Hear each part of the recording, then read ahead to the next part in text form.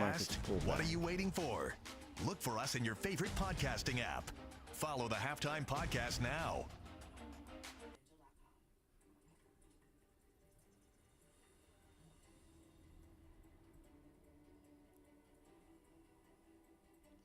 Just watching Tesla here.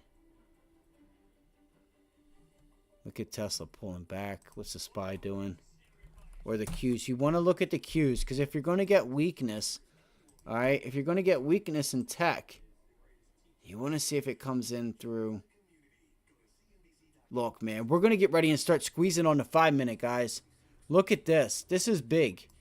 This is huge. This is what I told her. And she had to find out for herself. This is huge. That's what she said. Okay, that's what she said. She can come on here and say it. For anybody, any of the non-believers, we'll bring it right on. I'm just playing. Anyway, I'm tired. Okay, I'm tired. I'm not tired. I just, after sitting here for a while. So look here. You're stuck between, on the 5-minute and even 15-minute, you're stuck between VWAP and the trade line.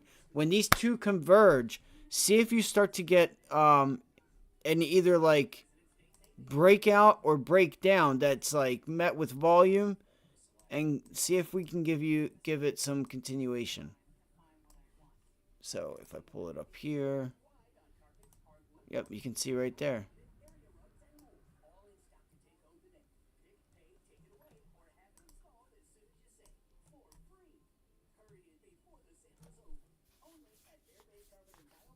All right, 5-minute, that could be support. I do want to thank you guys.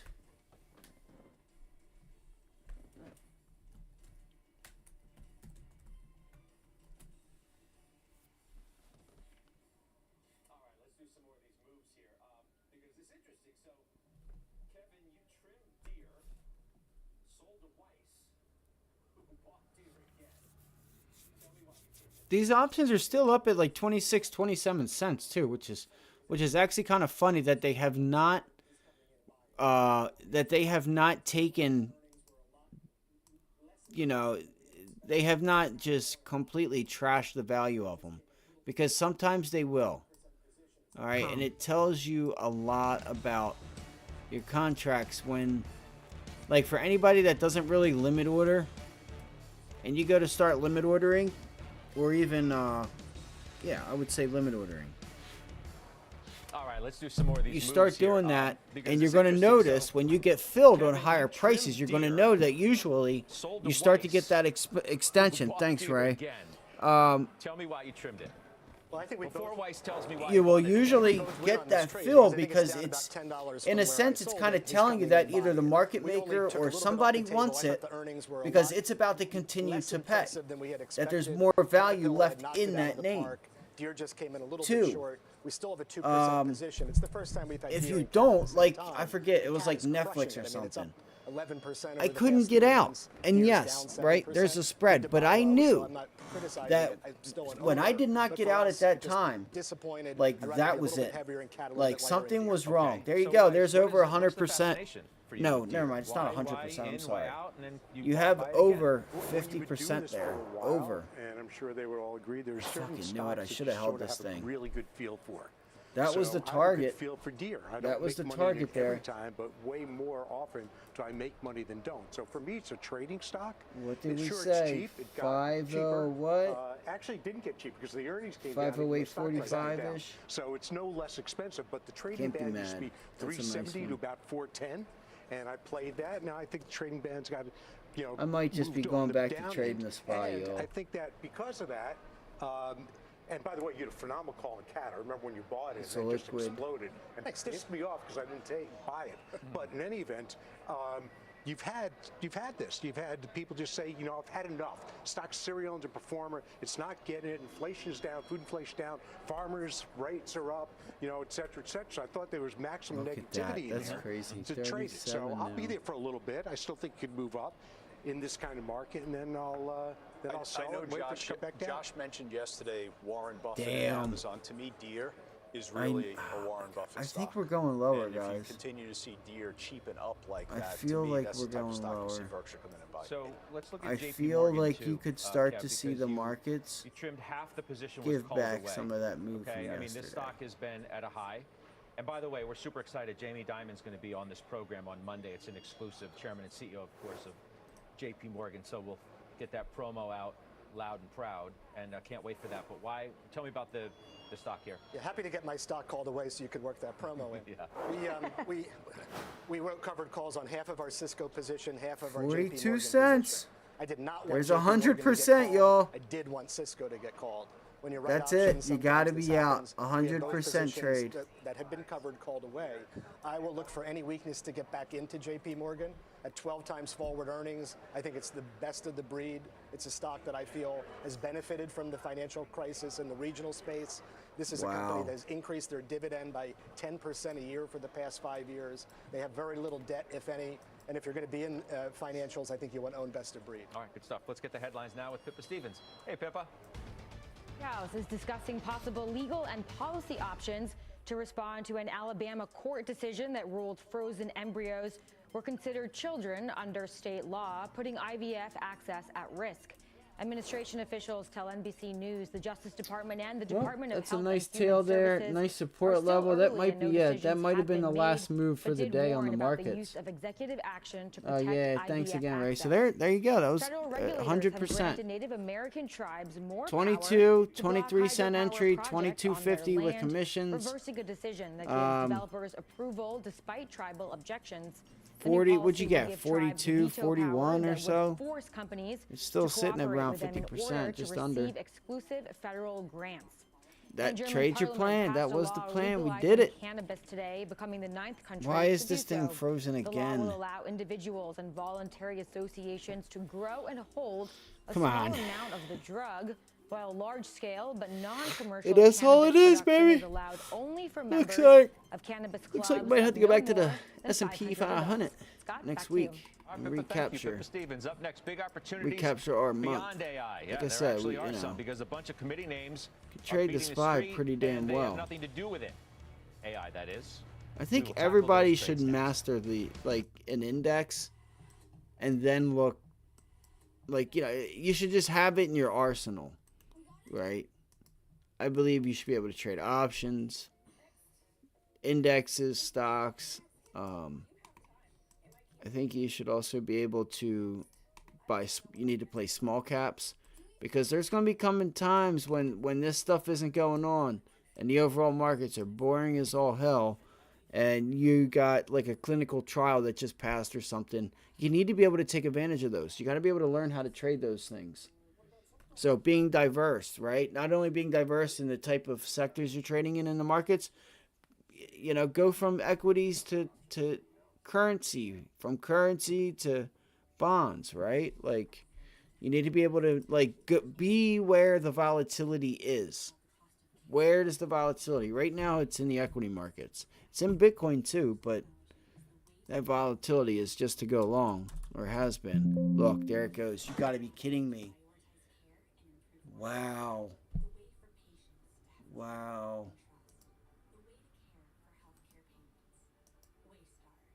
It's over. Guys, I think that's it.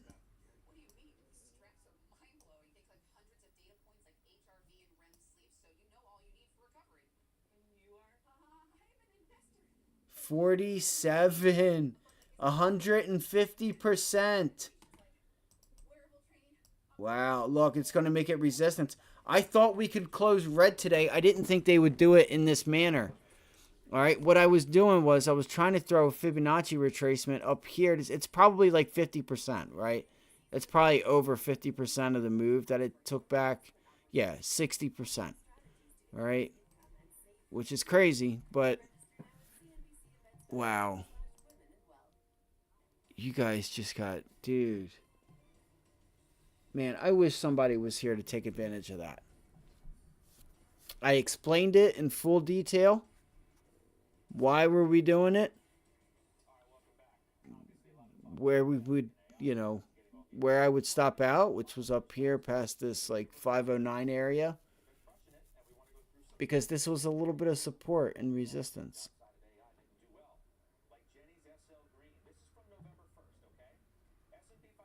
I don't know. It's a great trade. 45. 20. 250. Entry. Look. 50 cents. Wealth. look at 50 cents. That's 150%, guys. If this thing extends to 80, I'm going to be hot. Or 60, I'm sorry. All right, welcome back. Obviously, a lot of talk about tech and AI stocks are getting all the attention. But there are a lot of other stocks in the universe of our committee members that have been crushing it, and we want to go through some of those just to remind you that there are things outside of AI that can do well, like Jenny's SL Green. This is from November 1st, okay? S&P 500 is up 22% since All right, November so this was a 1st. ribminder why I need to Put go that back line to in the sand of SPY. when this latest leg of this record-setting rally started, like SL Green, which is up 59%, like Lamar I'll be right Advertising, back, gang. which is up 35%, like Marriott, which is up 32%, Jenny. And these are only a handful that Yeah, are I well know. in No, access. you had a list of 10. We're like, all right, we can't do 10. And so, no, We had a list of more than it was that. so hard to I hear choose. you, but we helped you choose. But what's interesting We about helped them, you I tried to think of like what's similar. And what's similar on all of these is that expectations were just really out of line with what the company was actually delivering. So none of them are up so much because they had that Nvidia moment. They didn't suddenly go from like a company that didn't make money to explosive earnings. But they were all companies that just delivered. Right? Lamar Advertising, you all know it. It's the huge billboards everywhere, and a lot of them are digital. And why is it up so much? Just because they delivered on earnings. They just gave what they said they would give. Same with Marriott. What's interesting on Marriott is you see international hotel rooms are actually booming. International RevPAR was up 17% last quarter. And SL Green, it's prime Class A real estate in New York City, and as everybody freaked out like, oh, commercial real estate's dead. Well, actually, you cherry pick this one out because not all commercial real estate is created equal. So all of them just delivered and had really great returns because of it. Okay, Kevin, Merck up 26%, Depot up 31, Cat, we mentioned Cat up 43. I'm making a bagel real quick, all right? About Nvidia, stock that Jenny and I typically aren't looking at. And it's important to look at Home Depot, even though their earnings were a little bit disappointing in terms of the projection. Making for a this bagel. Year. It's about total return. Making a cash bagel, flow. dog. Over the past 10 years, All right, they've I'll be bought right back back, guys. almost Give me half 2 their float. seconds. We're I'm getting sorry, I don't have a 4% butler. My dividend butler with a nice or my dividend maid, jump each and every she's year. not here. Caterpillar and Merck are All trading right. at 15 multiples. She so was you're not great. You stretched guys know or that my extended. secretary, These are also Ange, companies that care she mostly was about great. She returning rubbed my cash to feet. shareholders. You know, So when y'all we didn't think even know. about I'm sitting there the AI chatting world with that we're y'all, living in, chopping it the other up. thing to remember is that these She- could all be beneficiaries She was of a good AI. one. If Jensen Huang But was we right had, in she his had post she had to move presser on. She had to go live her life. sales call, So earnings I got to call, go make we my own talked about food now extending into all because we these got other rid of the industries. secretary. And I think that's what we have to be excited about. Increased productivity. I'll will be right increase back though. earnings, That was a nice increase trade, dividend guys. growth. So Joe, start identifying Crane those. Technologies up Next week, you 48%. say, all right, I'm going to look at the Intuitive SPY. Surgical up If you 48%. need a trade to be Costco up green, you want to 34%. go to the It's a SPY, record go to the intraday SPY high. or the Train Qs. also They're liquid. a record Okay, intraday they're high. really liquid. Yeah, You can and kind I of think this is the reason why kind I'm of so you know passionate gauge how they're about going to our move. conversation. Um, If you're actually managing money and everyone's sitting here on the It's a desk shame. is So the managing thing is, money, I think everyone if in I the would have halftime left it on, universe is it would managing not money. have given us The that one follow thing you never through. want to do is you never Just want to because, concede like, to the market initially that you have that's to how I adopt think. to a particular strategy. Or you're I gonna just lose. think And the like three because names I you're was in it. citing are a classic example of you mine But for the it's all good, man. opportunities, I made you I accept the did risk, my you job shape the today. risk, you We're on understand our the way risk, back. and you have the All strong right? belief in That's the managing start. money that, That's yes, one you trade can, with your on the strategy, start of getting back overcome to where some we're of going by the end of concentrated February. performance And that that's we green. obviously see in the names like Meta and Nvidia. Weiss, TransDigm, 45%, Goldman 30. I mean, Uber, Before I went you on know, a 80. rant, It's, my big outlier point winner. was Yeah, like look, I mean, if taking you notice take a of look at those things, Asian right? story, Goldman is Support, the premier resistance, investment bank, in my view, support. and Are they will using even VWAP? ratchet Are they up not the using IPO when it VWAP? opens. That's why I was TransDigm is confident just a we could permanent use compounder. VWAP because It's a they private showed me collection of, 1, you know, it's a 2, public 3, private 4, equity like way to look at it. 18 It's different, an aerospace 10 different defense. times this There's morning not that a plane out VWAP there was that the doesn't have one buy of their and parts sell on it. location So I tremendous strategy. And identified, Uber, you know, Uber's along just with delivered. the That's a credit to the CEO. the So analysis I've got all from three in the yesterday's portfolio. I don't price see it going action. anywhere. You Okay. tie it all Straight together, ahead, David put it in a, versus Goliath. you know, you One put a little Texas bow on it, University's small and you ship it endowment out, and outperforming hopefully you get a all nice gain of the out of it. Ivy Leagues. Up next, Yes, we're going I'm back going to trade crazy. school to speak with I'm going the heads crazy 'cause of I'm hungry. Baylor I'll be right back. University's endowment fund. We're going to find out what's driving that success. Halftime's back in just 2 minutes.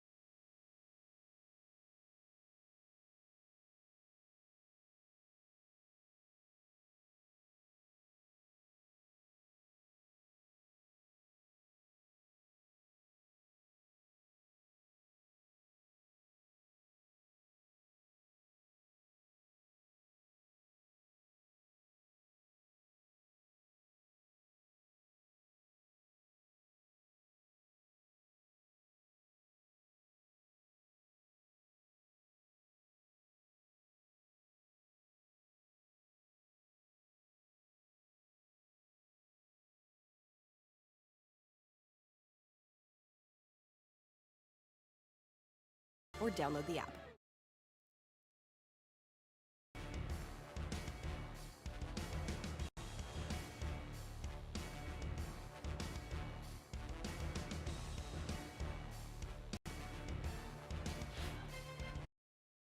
It was billed as one of college basketball's great upsets. The Baylor men's basketball team crushing previously unbeaten Gonzaga to win the 2021 national championship. Well, now another collegiate competition has that school near the very top of another highly prized battle, the best performing college endowment in the country.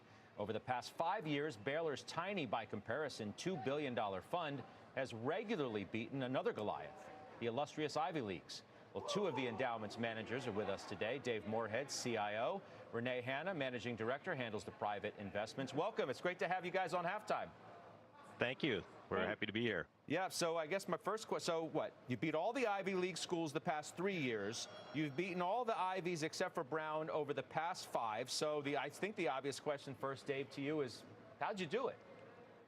You ain't beat well, us. First of all, I mean, we should say that you ain't beat us. This is a little bit of a fun the Ivy League schools that suck, we have first amongst, off, for sports. all of the schools. Obviously, they're not that great. Every school has different risk preferences, tolerances, different needs. I would say one of the things that we really try to take care of is our liquidity. It's obviously been a topic of a fair bit of concern over the last 20 months or so. Damn. But Chat our left. view is It's all if good. we think about what our liquidity One of these days I'm gonna be like is Kai or and have what that our shit needs just are ripping in down the advance, screen.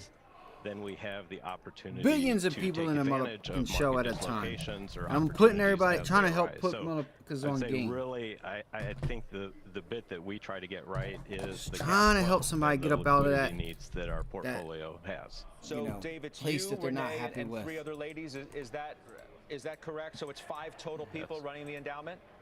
That's correct. We have 2 others that help with legal, ops, strategy, but yes, on the investment team, it's the 5 of us. So, and what would Winning you the say endowment is your game. main strategy? Like, you're not actually picking the stocks. You're looking at broader themes and then bringing the ideas to managers? How's that work? Correct. So most endowments actually outsource the actual trading, the actual portfolio management. If you think about it from a kind of intellectual perspective, it'd be really hard for somebody to have all the smartest people, all the best ideas in one room. And so whether it's Yale or us or the schools up and down the street, almost all endowments outsource. You're still up most almost of the investment 100%, like activity. 85, How it works 78%. From an overall perspective and the opportunities that we do take, it's really If driven you have not by taken the profit on managers. that, And then if we on the edges are seeing something pretty that, much there's a 22 cent, dislocation, 22 we to could 23 allocate cent more money into entry high yield, on we could these allocate more money 507 into puts. EM, something like I'm that. not sure what you're doing. But But that's it's not a really good what look. we're doing. We're really allocators. So, Renee, what I find really interesting, too, is private investments make up half of the endowment. What kinds Renee of look themes mad as shit right now. are you looking at in that arena? Yeah, Scott, we don't try to invest in all things, so we run a really focused portfolio. I did not and expect we're leaning that. into sectors where we see long-term growth. So the sectors that we like today, we're leaning into technology, we're leaning into healthcare, we're leaning into consumer. That makes up roughly 80% of the Where the portfolio. banks at? The balance is going to be more opportunistic. An example of this is when we leaned into private oil and gas investments in 2020 via secondary trade when WTI was roughly $30 and the asset class was incredibly out of favor. You also aim to cash out before these companies actually IPO. Oh my Tell me gosh, about dude, that. the camera. I Sure. don't understand. So, we like to stay involved in companies when their revenue is Let me 0 try to 50 something real million, and we quick. do this so that there's, look at the private I equity can't do industry, it. roughly 2/3 of capital raised is going to be in funds that are, $3 billion or greater. So we try to sell into that. Our portfolio is comprised of companies that can sell to strategics or larger financial sponsors, and that Again, multiple that's why you gotta paths of take that liquidity trade gives off. us an opportunity to get the capital back into the hands of the marketable side, so Dave can be tactical when an opportunity presents itself. Jenny Harrington, who's on the desk, has a question for you guys. I'm going to turn it over to her, and then we'll turn it to Steve Weiss. Jenny? They Hi guys, have us in congratulations that on the amazing competition. performance, and love the heavy women dominance of your group. So one of the things that really strikes me in listening to you and looking at it is that you said there's 5 people who run it, and it's only $2 billion. I say that and when because I think we about would have Harvard won. and That's Yale why with I say their $50 that, billion endowments, could have done I wonder very well. how much size of both the committee as well as the endowment allows you to be more nimble, to move more fastly between different areas. So I'd love you to speak to that if you can. Yeah, Dave, do you want to hit that? Yeah, sure. I think some of it has to do with my background. My background prior 20 years was on the for-profit investment side, so I'm comfortable in this role. I'm comfortable wearing the risk. To give you some perspective, we've kind of looked back, and there's usually like one theme a year that's kind of helped or driven performance, particularly on the marketable Always. side. In 2016, it was high yield energy. In 2017, 2018, you guys will remember, VIX was at all-time lows, so we were actually buying long vol. 2019, we were having trouble finding things to do, and so we actually built cash. 2020, post the pandemic, it was a reopening trade. 2021, we were finding difficult things. We were having difficulty finding things to do, so we went back to long vol again. Last year, we were really building a small cap position. So that hasn't particularly played out yet, but the benefit that we have is we own our own capital. So we don't have to hold ourselves to account, every 2 weeks, every 2 months. We tend to look out maybe 3 years-ish in terms of what we're trying to achieve in terms of returns versus the dislocation that we're seeing today. Interesting. I mean, Weiss? Yeah, a who am question I, on the but- private side. So are you expressing your views in private through direct investing to companies, co-investments, or going with managers? And if managers, are you tending to pick the medium-sized HSBC. managers because they can generally generate better alpha? HSBC. So Files everything for- we do is going to be through managers on the private side, and we are selecting managers that are smaller and can take advantage of the capital that sits above them. So typically when we onboard a GP into our You know what I portfolio, was wanting to do, too? it's going to be somebody who's sub $1 billion put in and here, preferably sub 500 million. If you guys want to send me anything.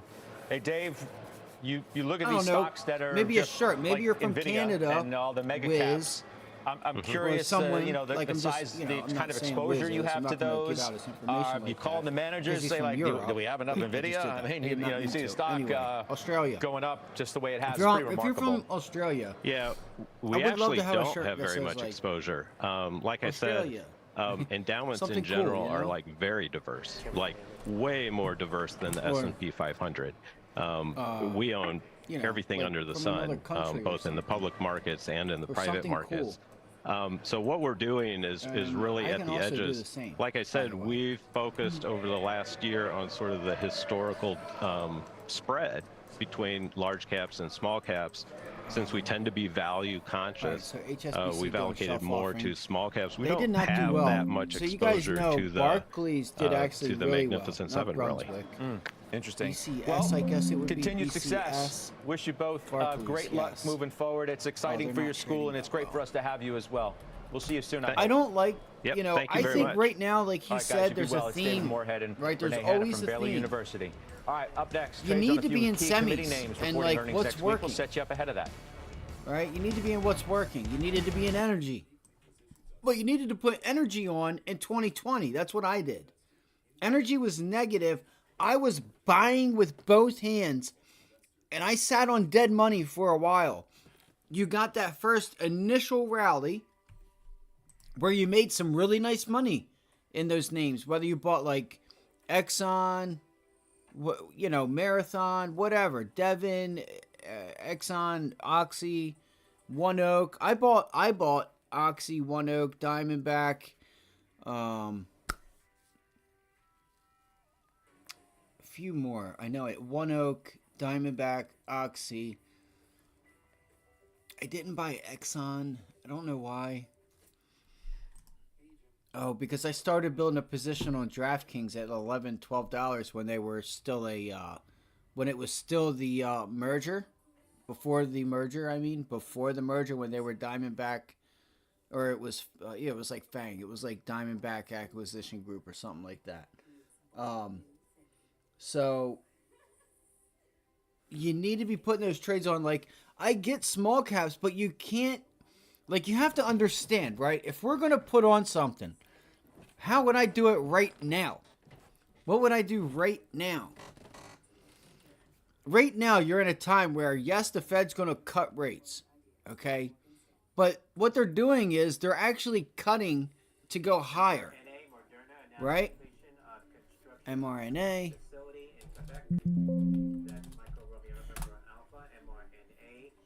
So you have to think about the sentiment. You have semiconductors. You got to own it. Don't care if you think it's too expensive or not. Got to own it. Theme of the year. Run a stop loss, right? Run a trailing stop. Learn how to read a chart. You got to do something to be able to, you know, manage your risk in that trade. But you still got to put it on. What else? Like, you may not necessarily know the theme of the year, but what could be a good theme to start building on?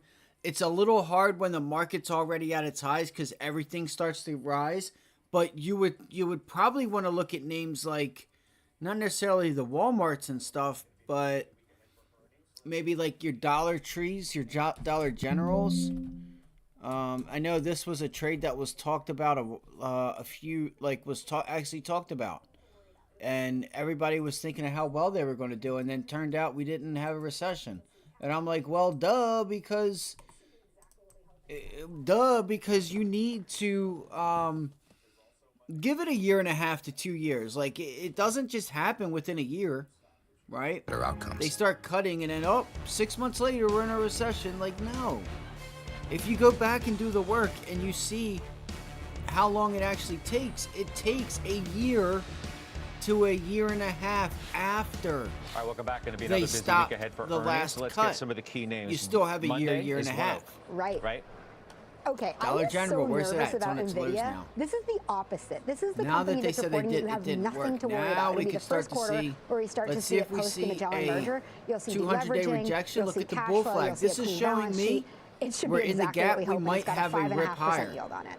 So I'm Joe, kind of glad they Zoom brought this is up. also Listen, Monday, which you I own in am the the ETF. markets. Recent I am purchase, very again, good not at this. every, I truly every believe stock it. that you own, I you're truly gonna believe really it from have a deep affection for. long-term We're learning to perspective, like this a one. fundamental The free cash flow perspective of number has putting to come yourself in the right stronger place at the right than time. 210 This is million. a This is a setup free cash flow now generation where story it's on its because lows. earnings are Nobody gonna be really down wants it. probably 5 to 6%. See if you can't get that and the pullback. revenue You just growth got a really isn't there. 50-day It's modest, moving you know, average going single above digits, 100. low We single got to digits. go All right, so this is a big AI moment next week too. I guess software.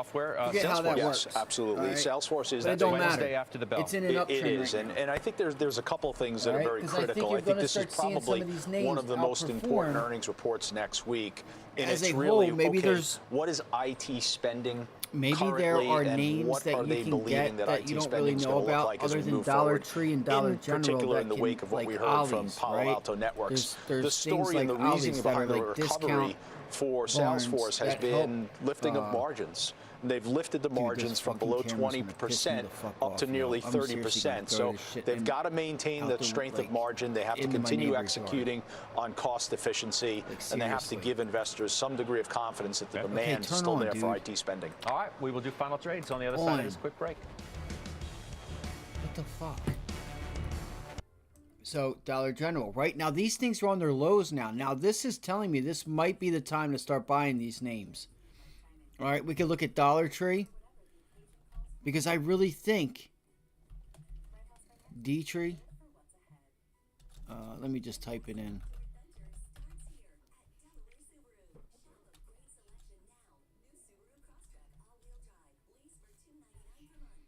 Dollar Tree does not have a... Yeah, it does. And look at Dollar Tree, though, actually. Dollar Tree's actually up near the highs. So you did get a pullback after everyone realized, oh, there might be a soft landing. Oh, it's gonna take more time. That's when you needed to be a buyer. These aren't going to give you huge, crazy returns, but you know, as far as like the next thing, and I still think you mix a little bit of this with a little bit of semiconductors, the good ones that are working for you, that continuously have the relative strength, you know. Let's see here. Oh, by the way, shout out to me for getting a Red Bull because I fucking love them. Listen, Red Bull, I would love to shout you out, bro, but you need to, you know what I mean? Send a couple cases over here. That's all we're asking. Maybe a couple cases and a camera. Help us out, right? This thing can go both ways. Anyway, got filled on the dip. Yes, nice. Listen, be careful. Be careful out there.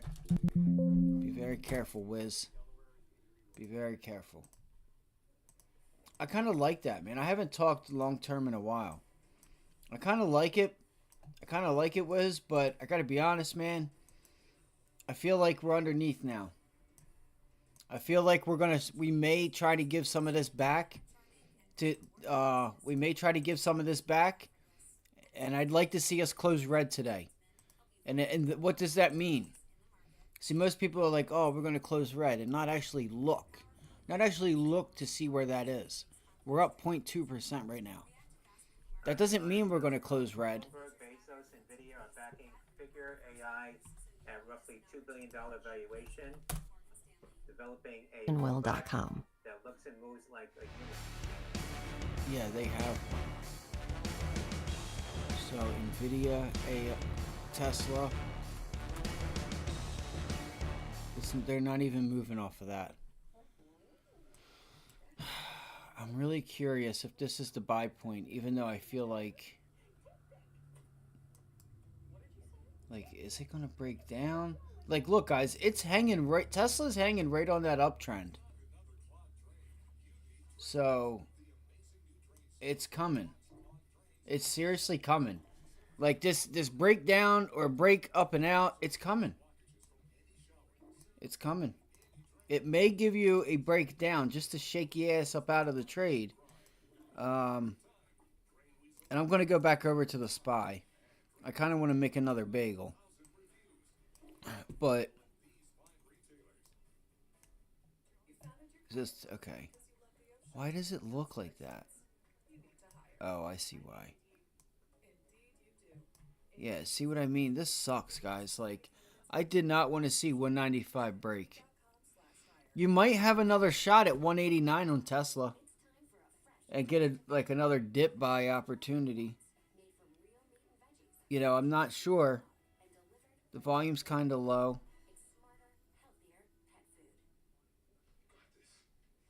It's because it's lunchtime.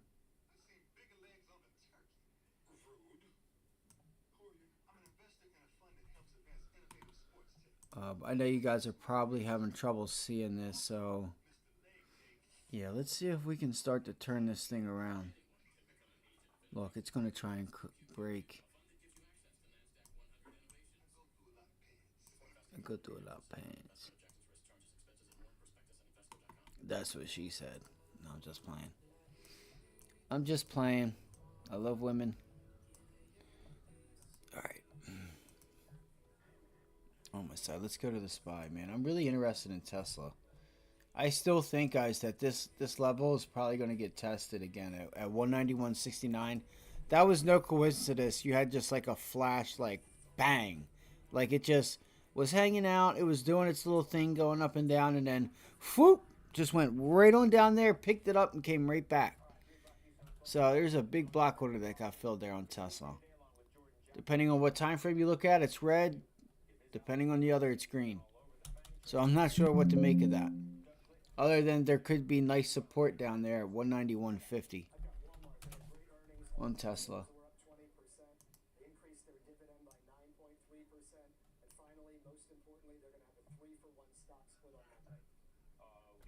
Final trades, INTU, Intuit, LDOS, Latos, SBLK, Starbuck. Final trades on CNBC.